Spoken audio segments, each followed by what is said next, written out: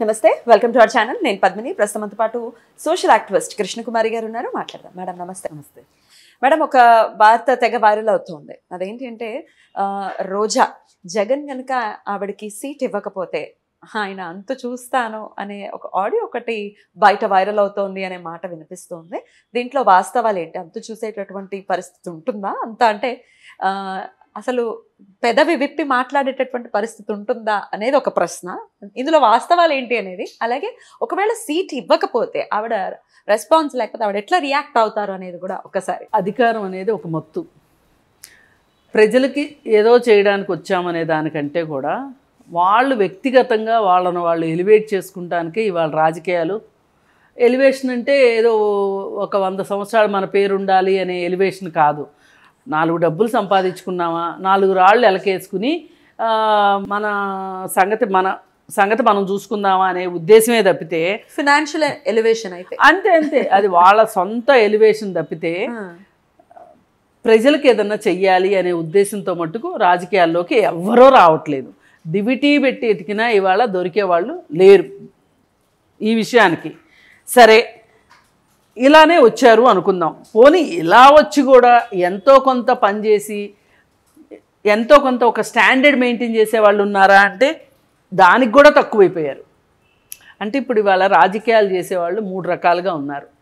ఒకళ్ళు ఏదో ఒక ప్యాషన్ చేద్దాము, సరే మనకి సొసైటీలో ఒక పేరు ప్రఖ్యాతి వస్తుంది, ప్రజలకు ఏం చేస్తాము అనేది పక్కన పెట్టి మనకు ఒక పేరు ప్రఖ్యాతి వస్తుంది అని అనుకునేవాళ్ళు కొంతమంది.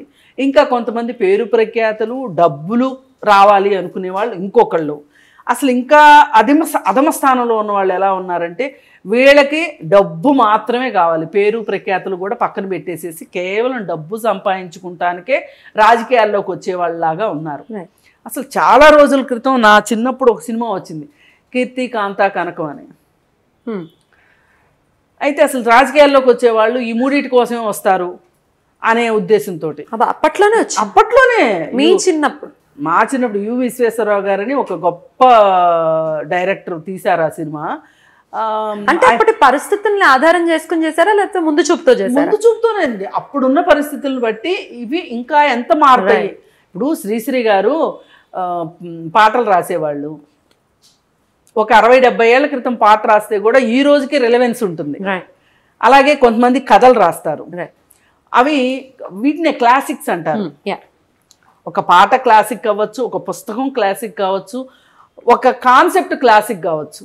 ఇప్పుడు ఈ కాన్సెప్ట్ కీర్తి కాంతా కనకం అని చెప్పి రాజకీయ నాయకుల మీద ఒక సినిమా తీశారు ఆయన.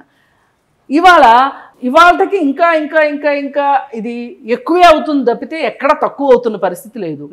ఈ పరిస్థితుల్లో రోజా ఎలా మాట్లాడి ఉండొచ్చా అంటే గత ఆమె ప్రవర్తన బట్టి కానీ, ఆమె నోరుని బట్టి కానీ, ఆమె వ్యవహరించిన తీరును బట్టి కానీ అలాగే అని ఉండొచ్చు అని ఖచ్చితంగా మన దగ్గర ప్రత్యేకంగా ఆధారం ఉన్నా లేకపోయినా ఆమె అలా అనగలిగిన సాహసి అనేంత వరకు మట్టుకు మనం గ్యారంటీ. సో ఆవిడ అనగలదు. అది నేను సాహసం అని కూడా అనలేను. సాహసానికి వేరే అర్థం ఉంది, బరితెగింపుకి వేరే అర్థం ఉంది. ఆమె బరితెగింపు కేటగిరీలోకి వస్తుంది కాబట్టి ఆ మాత్రం ఆమె అనగలదు. మరి ఇలా అంటున్న పరిస్థితుల్లో మరి జగన్ చూస్తూ ఊరుకుంటాడా? ఇప్పుడు ఇమ్మీడియట్గా వచ్చే క్వశ్చన్ అదే. ఇప్పుడు ఆయన చాలా మందిని మారుస్తున్నారు నియోజకవర్గాల్లో, అలాగే ఈమెను కూడా మార్చారు అనుకుందాము. మారిస్తే వాళ్ళందరూ ఏం మాట్లాడింది, ఈమె ఒక్కటే ఎందుకు మాట్లాడుతుంది, లేదంటే వాళ్ళందరి తరఫున ఈవిడ మాట్లాడుతుందా అనే ఒక అనుమానం కూడా రాకపోదు. ఇక జగన్కి అంత దడిలో పడేవాళ్ళు ఇవాళ ఉన్నారని అయితే అనుకోవటానికి లేదు. లేదు. ఎందుకంటే ఆయన గ్రాఫే పడిపోతున్న సందర్భంలో అసలు ఆయనే గెలుస్తాడా లేదా అనుకునే సందర్భంలో పోయినసారి అన్ని చిట్కాలు అయిపోయినాయి. కోడికత్తి చిట్కా, బాబాయ్ హత్య చిట్కా, అన్ని చిట్కాలు అయిపోయినాయి. ప్రశాంత్ కిషోర్ ఇవ్వవలసిన చిట్కాలన్నీ ఇచ్చేశాడు, అవన్నీ అయిపోయినాయి. చెల్లెలతో కేసు పెట్టించటము కరెక్ట్గా ఎలక్షన్స్ ముందు. పైగా నాకు ఆంధ్రప్రదేశ్ పోలీసుల మీద నమ్మకం లేదు, నేను హైదరాబాద్లో కేసు పెడతాను అని షర్మిలతో హైదరాబాద్లో కేసు పెట్టించటము, అదంతా కూడా ఒక స్ట్రాటజీ. అంత స్ట్రాటజీయే. అసలు ఇప్పుడు ఆవిడని ట్రోలింగ్ ఎప్పటి నుంచో చేస్తున్నారు. అప్పుడెప్పుడు మాట్లాడుకోకుండా కరెక్ట్గా ఎలక్షన్స్ ముందే చేయడం వెనకమాల 2 ఉద్దేశాలు. ఒకటి, తెలుగుదేశం వాళ్ళకి సంబంధించిన వాళ్ళే ఈ ట్రోలింగ్ చేశారు అంటే తెలుగుదేశం వాళ్ళకి ఆడవాళ్ళ పట్ల ఏమాత్రం గౌరవ మర్యాదలు ఉన్నాయని చెప్పాలనేది ఒకటి. పైగా ఆంధ్రప్రదేశ్ పోలీసులు నాకు న్యాయం చెయ్యరు అని ఆంధ్రప్రదేశ్ ప్రజలతోటి ఒప్పించాలి. ఆ ఉద్దేశం వాళ్ళకి తెలియజేయాలి. ఆ ఉద్దేశంతో ఆమె ఇప్పుడు ఒక షాటు 2 బర్డ్స్ లాగా వాళ్ళ వ్యవహారం అంతా అలాగే ఉంటుంది కదా, ఆ పద్ధతిలో చేసినప్పుడు అన్నీ అయిపోయినాయి. ఇప్పుడు ఇవాళ ప్రశాంత్ కిషోర్ కూడా ఆయనతోటి లేడు. ఆయన ఏం చేశాడంటే ఆయన దగ్గర ఎంప్లాయీస్ని కొంతమందిని తీసుకొని ఈయనే సొంత ఆఫీస్ పెట్టుకొని ప్రశాంత్ కిషోర్ కానీ డబ్బులు ఇచ్చేదేంటి, నేను చేసుకోలేనా మాత్రం అని చెప్పి ఇప్పుడు హైదరాబాదు ఆయన ఆఫీస్లోనే నడుపుతున్నారు. ఆ ఆఫీస్ని, సోషల్ మీడియా ఆఫీస్ని, ఎలక్షన్ స్ట్రాటజీ ఆఫీసు ఇక్కడే నడుపుతున్నారు. సరే, మరి ఇప్పుడు ఇంత పెద్ద ఇంటర్నేషనల్ స్ట్రాటజిస్ట్ పోయినసారి గెలిపించాడు, ఈసారి ఆయన లేడు. పైగా ఇవాళ ప్రజలు చూస్తే రోడ్ల గురించి కానీ, అమరావతి గురించి కానీ, పోలవరం గురించి కానీ, వైజాగ్ గురించి కానీ ఇన్ని రకాలుగా ఆలోచిస్తున్నారు. ఇవన్నీ ఆలోచించిన ప్రపంచం ఒకవైపు, ఆలోచించే ప్రపంచం ఒకవైపు. ఇవాళ ఈ ఆలోచించే ప్రపంచం కూడా విస్తృతి చాలా ఎక్కువైపోయింది. అంటే సోషల్ మీడియా వల్ల కావచ్చు, వాళ్ళు స్వతహాగా చదువుకుని ఉండటం వల్ల కావచ్చు, అసలు మన రాష్ట్రానికి రాజధాని లేదు అని చొక్కాలు చింపుకుంటున్న వాళ్ళు చాలామంది ఉన్నారు.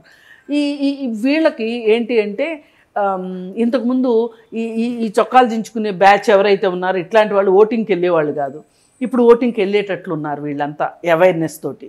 మరి ఈ పరిస్థితులు వీళ్ళందరూ ఓటింగ్కి వెళ్ళారనుకోండి, జగన్ ఎట్లా గెలుస్తాడు? గెలవటం కష్టం కదా. పైగా ఈ మధ్యకాలంలో జగన్ చేసిన అతిపెద్ద తప్పు చంద్రబాబు నాయుడిని అరెస్ట్ చేయించడం, అరెస్ట్ చేసి 52 రోజులు జైల్లో ఉంచడం. అది అక్రమమైన అరెస్టు అని చెప్పి ప్రజలందరూ నమ్మేలాగా వార్తలు అయితే బయటకు వచ్చేసినాయి. ఎందుకు అంటే ఆయన మీద ఛార్జ్షీట్లు ఏం చూపించలేకపోయారు కాబట్టి. వీటన్నిటి దృష్ట్యా అతను గెలిచేదే కష్టంగా ఉంది. అతను గెలిచి గట్టెక్కితేనే అప్పుడు ఇలా ఎదురు తిరిగిన వాళ్ళందరి సంగతి చూడటానికి అవకాశం ఉంటుంది. మరి ఒకవేళ ఇది కూడా ఉన్నదేమో, నానికి ఇవ్వరంట సీటు, కొడాలి నానికి. అంటే ఎవరి నోళ్ళైతే ఎక్కువ ఉపయోగించుకున్నాడో వాళ్ళందరికీ సీట్లు ఇవ్వకుండా ఉండడం వెనకమాల వ్యూహం ఏంటంటే జగన్మోహన్ రెడ్డిది. అసలు ఇలాంటి వాళ్ళంతా చెత్త. వీళ్ళందరూ ఇలా చేశారు కాబట్టి, ఇంత పాపం చేశారు కాబట్టి, ఇంత నోరేసుకుని పడ్డారు కాబట్టి వీళ్ళకి బుద్ధి జ్ఞానం లేదు, సంస్కారం లేదు కాబట్టి నేను వాళ్ళకి సీట్లు ఇవ్వట్లేదని చెప్తాడు. అసలు ఆయన గుడ్ లుక్స్ లో ఉండడం కోసమే ఇట్లా అందరినీ తిట్టడం అనేది అలవర్చుకున్నారు ఈ నాయకులు అనే వాళ్ళు కూడా ఉంటారు. ఇది కరెక్టు, ఇది వాస్తవం.